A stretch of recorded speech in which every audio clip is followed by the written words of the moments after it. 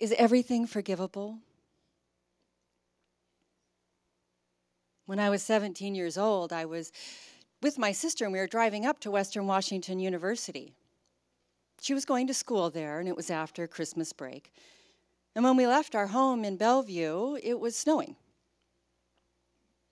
Now, when we were just at the foothills before Bellingham, somebody had veered into our lane and my sister had to tap on the brakes to avoid hitting that car. And that sent us spinning out. By the time we stopped, we had hit the guardrail, but we were facing traffic on I-5. And we waited for cars to help us stop something, but nobody did. So I decided I would get out of the car and flag down some help. I get out of the car and I'm putting on my gloves and I see a car coming toward us and he's going fast and I think, you jerk, you're going to spin out.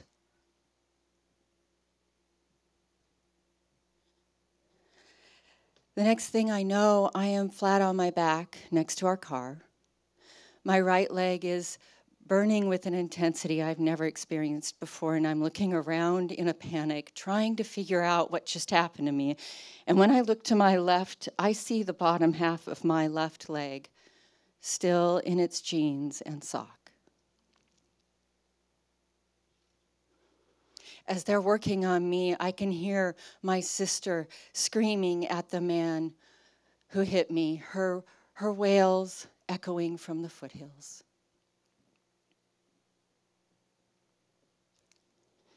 In the hospital, they told me how lucky I was that they saved my right leg, but I didn't feel lucky.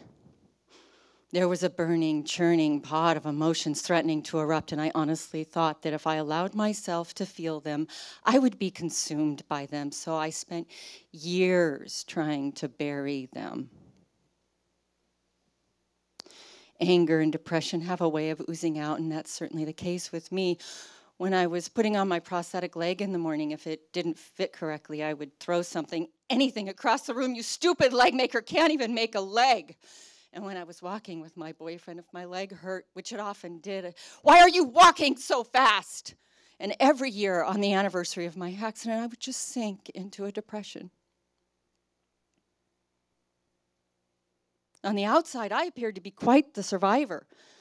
I learned how to rock climb and kayak, ski and backpack, skydive and scuba dive. But it didn't matter what I could do. I still didn't have my leg, and there was one person I could blame for that, the man who hit me.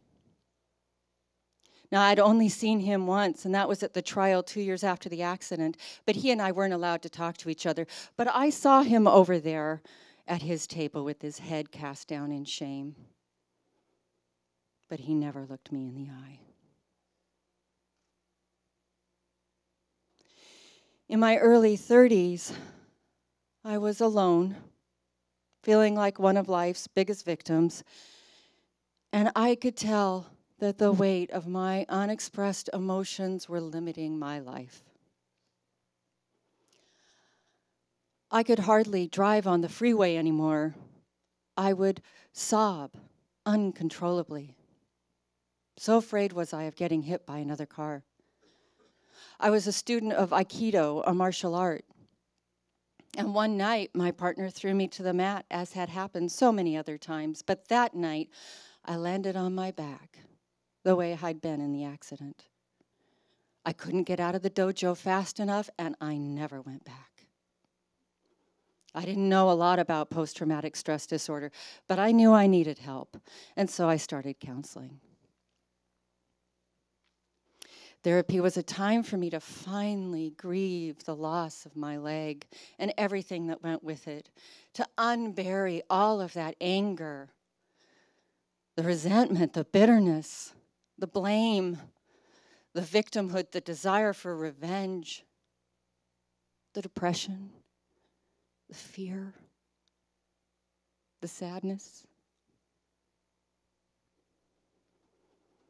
And they were big. But I was finding that I was bigger than those emotions. On the 15th anniversary of the accident, I found myself in my living room waiting for a phone call I didn't know I was waiting for.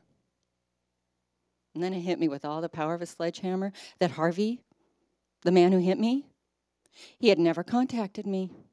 No nice note of apology for ruining my life. He'd never called to make sure I'm real and not some recurring nightmare. So I decided I would call him. I'd show him what a nightmare was. I looked up his number, I dialed, and I had to leave a voicemail. The next day at work, it dawned on me, does he remember my name? Does he know that yesterday was the anniversary of the accident? Am I going to have to explain what he did to me before I scream at him for doing it? By the time I got home from work, I was a sweaty mess. And then the phone rang. It was Harvey. Do you know who I am? Do you know what yesterday was? I demanded. And through his sobs, he assured me he did. Harvey and I conversed and connected, and at the end of the conversation, we decided that we would meet. I know that sounds weird and bold, but I wanted him to see me. I wanted him to see me limp. I spent a number of sessions with my therapist arming myself with all the words I wanted to say to him.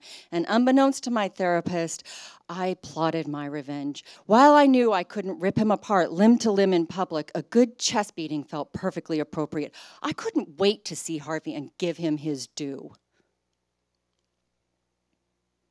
When I saw Harvey, I didn't beat him up. I didn't yell and scream at him. I listened. I heard about what happened during the accident from his perspective, why he made the decisions he made that day. I learned that given everything he knew in that moment, he did the best he could. I heard how the accident impacted his life. Ulcers, a divorce, Jekyll and Hyde personality. I was all ready to rub it in his face how the accident had affected my life, but after hearing how it had impacted his, I didn't have the heart. I met two new people that day, Harvey and my compassionate self. I'm not going to pretend any of this was easy for me. It wasn't. But when I saw I was capable of seeing the situation from his perspective and even had empathy, I felt a freedom I had never known before. And when I forgave Harvey, I actually felt empowered. Nothing on the outside had changed. I still didn't have my leg. It still hurt to walk. I was still stared at all the time, but so much on the inside had changed. Do these bitter feelings still come up? Absolutely. But now I don't allow them to define me as a victim. I allow them to remind me to forgive again and again and again. I don't think it's any coincidence that just a year after I forgave Harvey, I finally met my husband. We married and soon started our family. When I was able to pick myself up off the roadway and forgive the past, I was able to create the future I had always wanted. I've had other occasions to forgive, and each time when I forgive, I open the door to the possibility of being more of who I am meant to be. I've come to discover that the question is not, can everything be forgiven? But rather, can everyone forgive? Can you dive into and move through the feelings of a difficult situation? Can you see the situation from the other person's perspective and even have empathy? Can you make the choice to forgive and stay committed to that choice? No matter how serious the transgression, the choice to forgive, it's always a gift we give ourselves. Thank you.